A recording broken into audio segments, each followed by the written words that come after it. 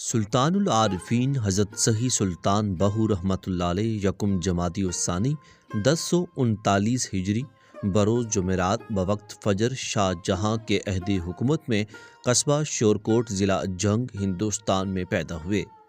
آپ پنجابی زبان کے عظیم شاعر مانے جاتے ہیں۔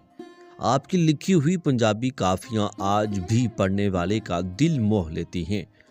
آپ سید قبیلہ سے تعلق رکھتے ہیں مگر خود کو کبھی سید نہیں کہلوایا اور لوگوں میں مشہور کہلواتے ہیں۔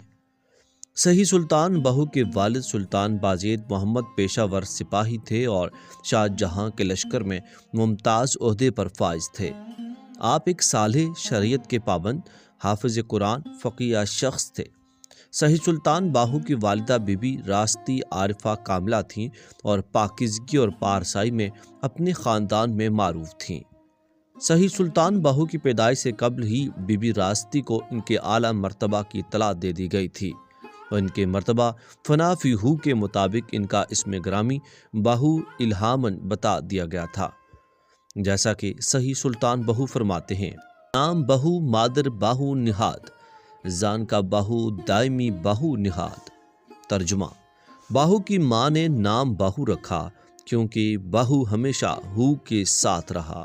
صحیح سلطان باہو پیدائشی عارف باللہ تھے۔ اوائل عمری میں ہی آپ واردات غیبی اور فتوحات لاریبی میں مستغرق رہتے۔ آپ نے ابتدائی باطنی اور روحانی تربیت اپنی والدہ ماجدہ سے حاصل کی۔ آپ کی پیشانی نور حق سے اس قدر منور تھی کہ اگر کوئی کافر آپ کے مبارک چہرے پر نظر ڈالتا تو فوراً کلمہ پڑھ کر مسلمان ہو جاتا۔ کتب میں بیان فرماتے ہیں کہ میں 30 سال تک مرشد کی تلاش میں رہا مگر مجھے اپنے پائے کا مرشد نہ مل سکا۔ یہ اس لیے کہ آپ فکر کے اس اعلیٰ ترین مقام پر فائز تھے جہاں دوسروں کی رسائی بہت مشکل تھی۔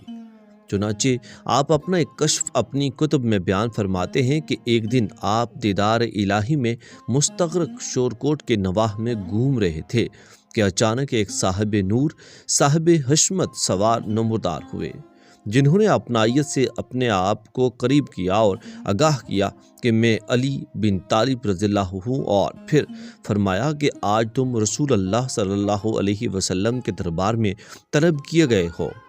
پھر ایک لمحے میں آپ نے خود کو آقا پاک صلی اللہ علیہ وسلم کی بارگاہ میں پایا۔